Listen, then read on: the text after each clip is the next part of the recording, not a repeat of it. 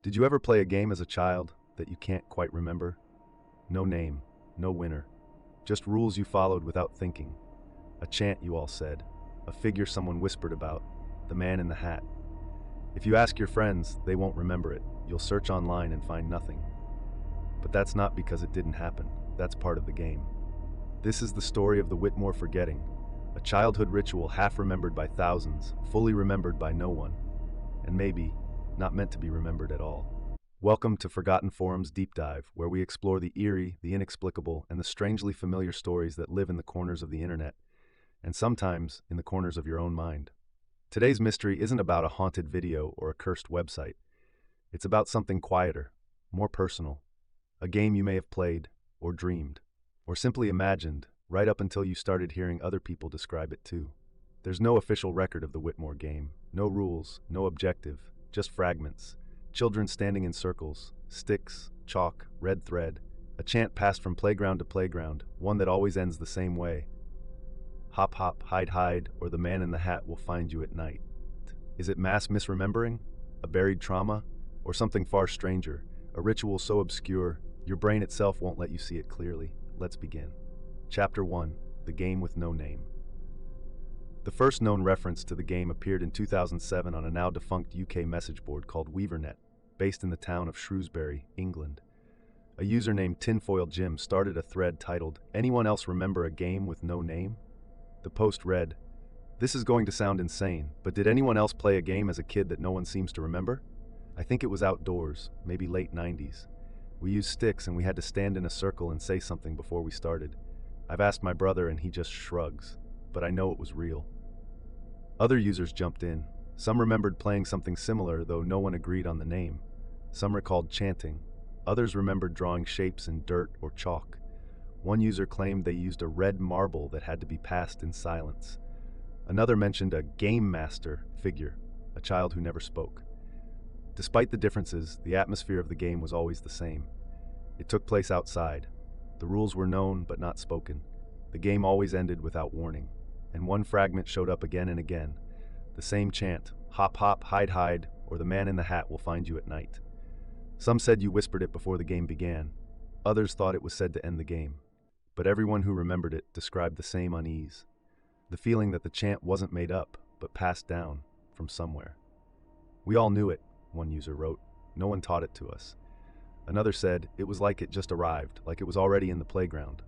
Over the next year, similar threads began popping up across other UK forums, mostly small-town boards, parenting groups, old live journal entries.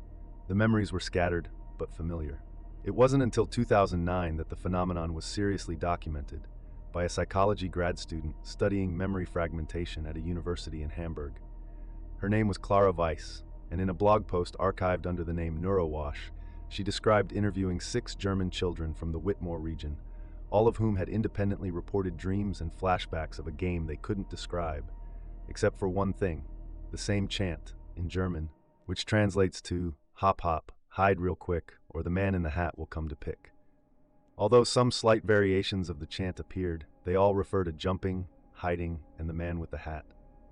Weiss never found evidence of a real game that matched the descriptions, but she suggested the experience might be a kind of group memory distortion, triggered by stress, isolation, or early exposure to symbolic trauma. The post has since been removed. But in certain corners of the internet, the phrase still echoes, on old blogs, in Discord servers, even whispered on TikTok videos. Chapter 2. The Science of Lost Games.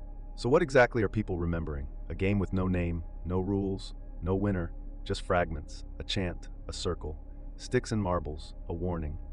Psychologists and neuroscientists might say this is a classic case of childhood memory reconstruction, where our brains, especially before age 10, don't encode experiences in the same way adults do.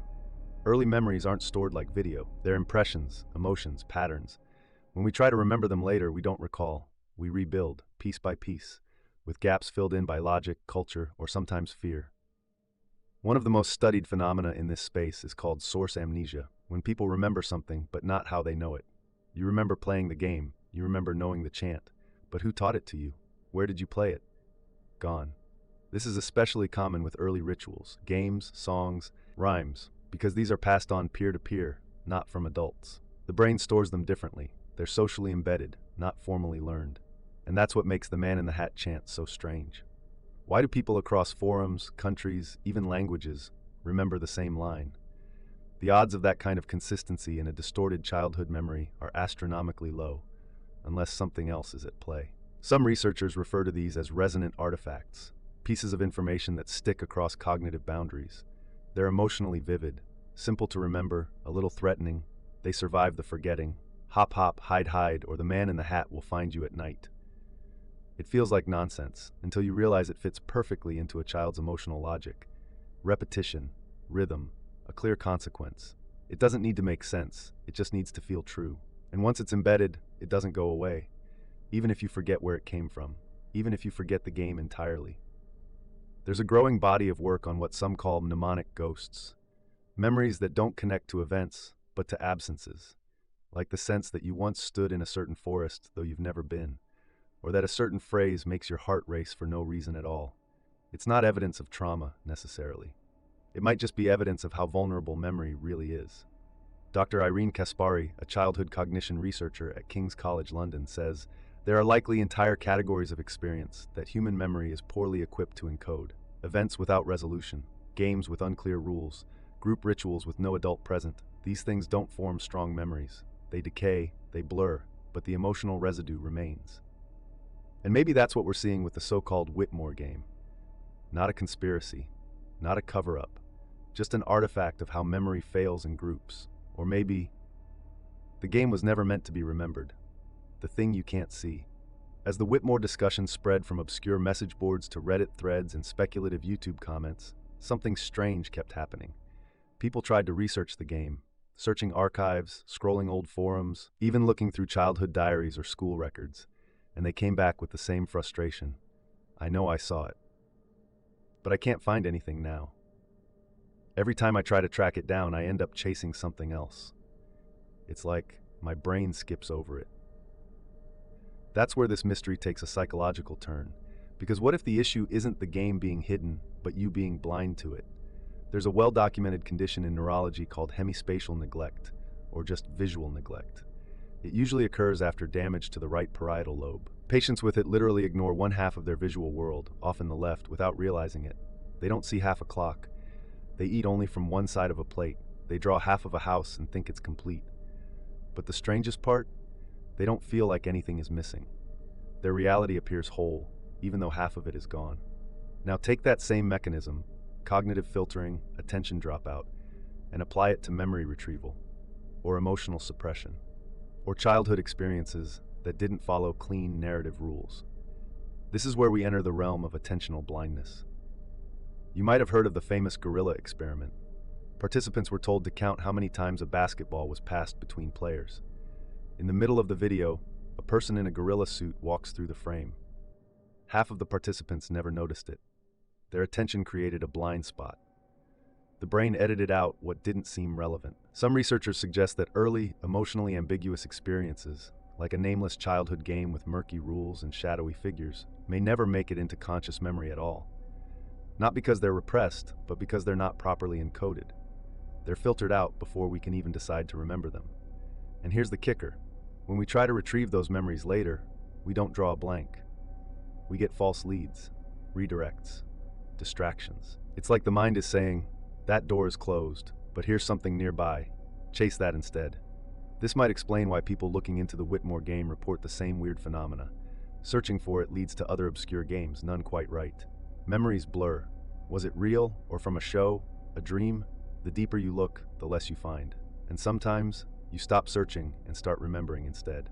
One theory, proposed in an old speculative psychology blog from 2011, suggested the game exploits what the writer called a semantic dropout zone, an area of cognition where emotional content exceeds symbolic structure. In other words, something you feel but can't name. We didn't forget the game, one commenter said. We were never meant to remember it like other things. Maybe that's why the chant is all that's left, because it's simple, rhythmic, emotional. It hooks into memory below language. The rest, the sticks, the chalk, the man in the hat, they're still there, but your mind is walking past them, right now. Chapter 4, Viral Memory. By 2011, mentions of the Wittmoor game had all but vanished from mainstream forums. No Wikipedia page, no entry in urban legend databases, no dedicated subreddit, and yet it was everywhere, in fragments, a line in a creepypasta here, a chalk circle drawn in a viral TikTok there, a child's drawing posted to an obscure Tumblr blog in 2015, labeled only, "Man, Hat, Don't Lose." There was never a single story, no canonical source, just pieces, disconnected and eerily consistent. This is the power of viral memory. Not virality in the sense of popularity, but transmission. Memory that spreads without origin. Lore that feels old the first time you hear it. Psychologists have long studied how stories change as they spread. It's called transmission chain distortion. Each person alters a detail, trims a sentence, forgets a rule. And what survives is whatever resonates, emotionally, thematically, or symbolically. In other words, the scary parts, the sticky parts, the chant, hop hop, hide hide. These emotionally loaded fragments have what researchers call high mnemonic retention. They're easier to remember, harder to forget, and often detach from context as they travel. So when one person posts, "Does anyone else remember this game?" they're not creating a story. They're triggering something deeper, not just a false memory, a framework, a void, a shape that invites filling. This is why Wittmoor isn't just a story, it's a pattern, a container for fear. Think about the themes: children alone, unspoken rules, a ritual that no adult seems to remember, a chant that warns but never explains, a man in a hat watching silently from the edge. These are ancient symbols. They don't belong to one game, they belong to all of us. You'll find echoes of them in British ghost lore, in Scandinavian forest myths, in German nursery rhymes. But online, those echoes merge into a digital folklore that's borderless and frictionless. The internet doesn't preserve stories, it compresses them, mutates them, and sometimes it invents them retroactively. There's a term for this kind of phenomenon in folklore studies: ostension. It's when people begin to act out a legend, intentionally or not, as if it were true. Not because they believe it, but because they feel it. They resonate with it, they fill in the blanks. This is why stories like Slenderman, the elevator game, the backrooms, and maybe now the Wittmoor game spread so easily. They don't just entertain, they provide a framework for something we already fear but don't have words for. Not the supernatural, the unknowability of our own minds. So when someone comments, "I think I played this too, but maybe it was just a dream," they're not lying. They're plugging into the pattern. They're sharing not a fact, but a feeling. And maybe that's all it ever was. A feeling passed from child to child, then from forum to forum, now from screen to screen. Until one day, you remember something that never happened. Or maybe it did, and the man in the hat was watching the whole time. Of course, not everyone believes the Wittmoor game was some hidden ritual or erased experience. Some say it's just a corrupted memory of something completely ordinary. Hopscotch comes up often. Simple, rhythmic, repetitive, drawn on pavement with chalk, jumping and skipping, rules that vary from place to place. Some even recall a final square, a head shape added to the top of the pattern. No one quite agrees on what it meant. "I remember we had to bow to it," one user wrote, or skip it entirely, but no one wanted to land in the head. There's no record of such a variation in official hopscotch rules. But then again, who tracks playground folklore? Some believe the Wittmoor game is just hopscotch, rewritten through fear. A game so familiar, it was forgotten, until someone reinfected the memory with a new frame. The man in the hat, the chant, the feeling of being watched.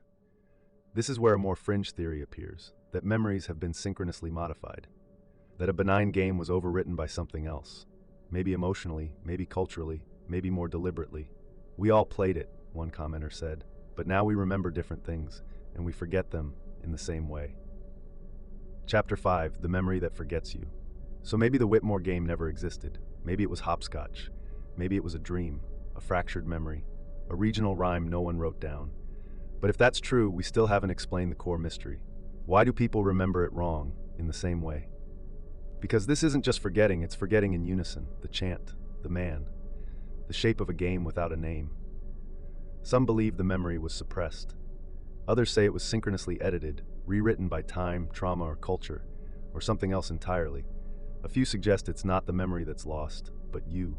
That the version of you who played the game, who really knew the rules, no longer exists in this timeline, this cognition, this state. You crossed a line, you finished the game, you said the chant too many times, and now you live in the version of the world where it never existed. "We all remember playing it," one commenter wrote, "but none of us remember finishing it." Maybe that's what did it. There's a haunting idea in cognitive science, that memory isn't just about what happened, it's about who it happened to.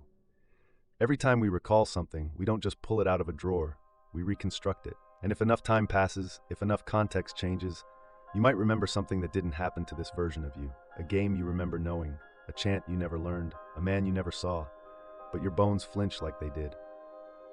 So here's the question. What if forgetting is the final rule of the game? Not because you failed, but because you followed it through to the end. And now, you're left with only a rhythm. Hop hop, hide hide, or the man in the hat will find you at night. Thanks for watching Forgotten Forums. If you've ever played this game, if the chant feels familiar, or if you've remembered something you're not sure is real, leave a comment. Tell us what you remember, or what you forgot. And if you come back later and can't find this video, don't worry. That just means the game is still working. Stay curious, stay questioning, and as always, some games don't end, they just fade.